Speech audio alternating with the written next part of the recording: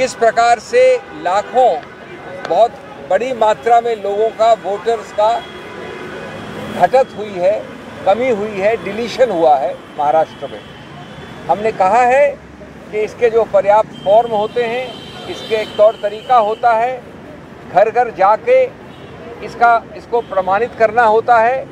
उस प्रक्रिया के लिए हमें booth wise, polling booth wise और कॉन्स्टिट्यूंसी वाइज विस्तृत डेटा चाहिए, जो अभी अवेलेबल नहीं है।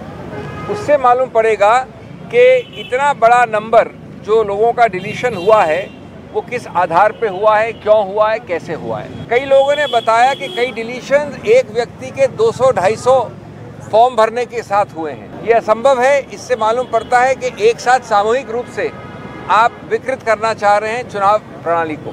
लगभग 5 महीने का जो समय है लोकसभा और असेंबली के बीच में, उसमें लगभग 47 लाख यानी 50 लाख से 3 लाख कम वोटरों का जोड़े गए हैं, एडिशन हुआ है। इसका औचित्य क्या है? इसके फॉर्म्स कहाँ हैं? फॉर्म 6 हो, फॉर्म 7 हो। इसका डोर टू डोर वेरिफिकेशन कैसे है, किस आधार पे हुआ है? हमको वो रॉ डेटा चाहिए। हमारे विभाग में बहुत एक्सपर्ट्स हैं, उसका रॉ डेटा का निष्कर्ष हम अपने आप निकाल लेंगे, लेकिन वो रॉ डेटा अवेलेबल नहीं है, इसकी मांग की। चुनाव आयोग के खुद के दिए हुए आंकड़ों के आधार पर एक सिर्फ महाराष्ट्र का उदाहरण लिया जाए तो 3 आंकड़े आते हैं। 58.22% वोटर टर्नआउट 5 बजे, 65.02% वोटर टर्नआउट पौने 12 बजे रात को, 11:30 बजे रात को, और अंतिम आंकड़ा अगले 2 दिन बाद 67% या 67 से थोड़ा ऊपर, यानी 7% लगभग का फर्क। ये 7% पूरा खेल चुनाव का बदल सकता है। 118 ऐसे कॉन्स्टिट्यूएंसीज हैं, 118 जहां की 25,000 या उससे ज़्यादा बढ़त हुई है पोलिंग में, लोकसभा चुनाव और असेंबली चुनाव के बीच में। 118 और 25,000 की बढ़त, यानी काउंट जिन लोगों ने पोल किया, ये एक अप्राकृतिक बढ़त है, अननेचुरल है, और अधिकतर इन्हीं 118 में सत्तारूढ़ पार्टी की विजय हुई है। 118 में से 102 कॉन्स्टिट्यूएंसीज में। आप देख रहे हैं देश लाइव, देश की आवाज। दोस्तों, आप देख रहे हैं कि मेरे सभी मित्र, वरिष्ठ नेता, आप सबको जानते हैं, पटोले साहब हैं, गुरदीप जी हैं, मुकुल जी हैं, पवन जी हैं, प्रवीण चक्रवर्ती जी हैं। हम लोग सब अभी बहुत विस्तृत और व्यापक रूप से वार्तालाप करके आए हैं चुनाव आयोग से। लगभग 1.5-2 घंटे बाद चली है, 1.5-पौने 2 घंटे। कई बिंदुओं पे वार्तालाप हुआ। हमने बड़े स्पष्ट रूप से हमारे बहुत गंभीर मुद्दे उनके सामने रखे। संक्षिप्त में बात यह है कि हमारा उनके सामने जाना संवैधानिक पारदर्शिता के आधार पर है।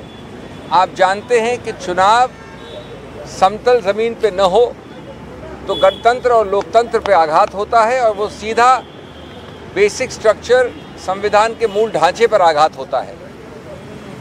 इसलिए हमने कहा कि पारदर्शिता, विश्वास और लोकतंत्र के इंटरेस्ट में ये वार्तालाप होना चाहिए। और इसका मुख्य बिंदु था कि जो हमारे बहुत गंभीर मुद्दे हैं उन पे आपको डेटा रिलीज़ करना चाहिए, तथ्य देने चाहिए, उसका अवलोकन और उसका निष्कर्ष हम निकाल लेंगे।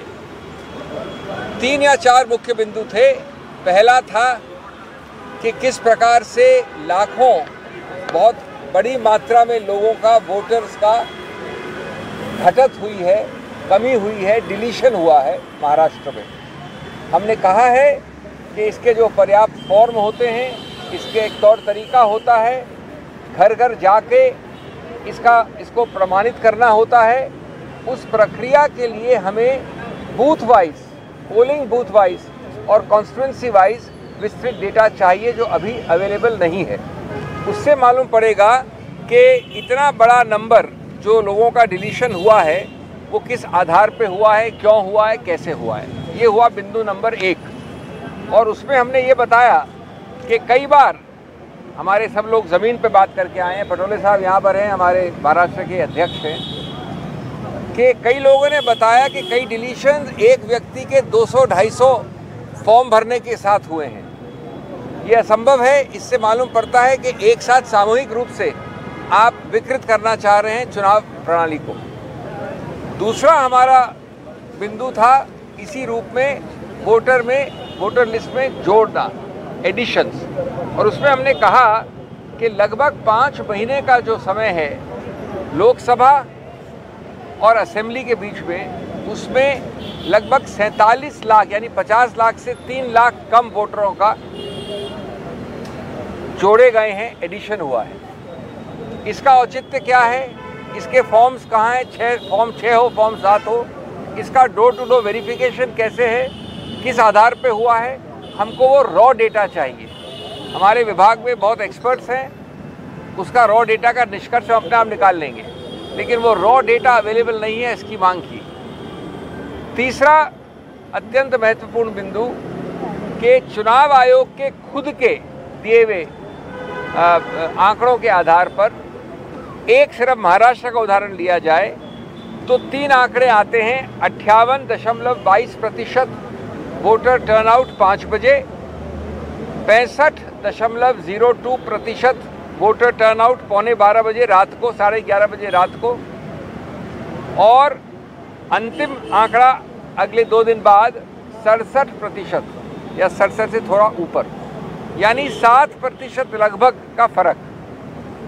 हमको जवाब मिला, बड़ा विस्तृत रूप से बहुत सौहार्द के साथ बातचीत हुई। हमको जवाब मिला कि साहब वोटर टर्नआउट एक अलग प्रक्रिया है और जो 17C का फॉर्म है वो अलग प्रक्रिया है, लेकिन हमने उनसे इसका पुष्टिकरण मांगा है और इसके लिए रॉ डेटा मांगा है, नहीं तो ये 7% पूरा खेल चुनाव का बदल सकता है।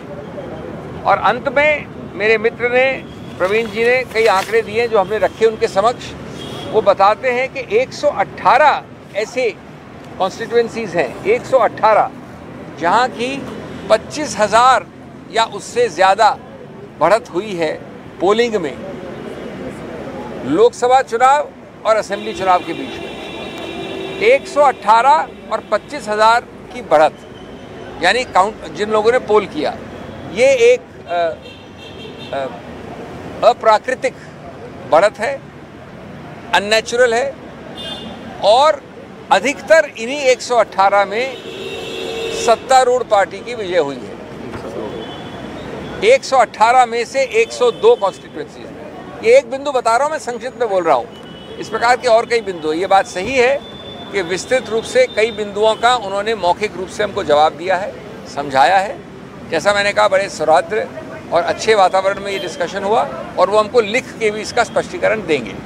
लेकिन हम समझते हैं कि राजनीतिक पार्टी जो देश की सबसे पुरानी और इतनी विस्तृत अलग अलग भारत के कोनों में है, उसका ये उत्तरदायित्व बनता है कि ऐसे मूल जो प्रिंसिपल्स हैं उनको आपके सामने रखा जाए, चुनाव आयोग के सामने रखा जाए। और हम आशा और विश्वास करते हैं कि जल्द से जल्द ऐसे जवाब आएंगे, ऐसे आंकड़े आएंगे जो हर प्रकार से पारदर्शिता की कसौटी को मिले और अविश्वास को हटाएं।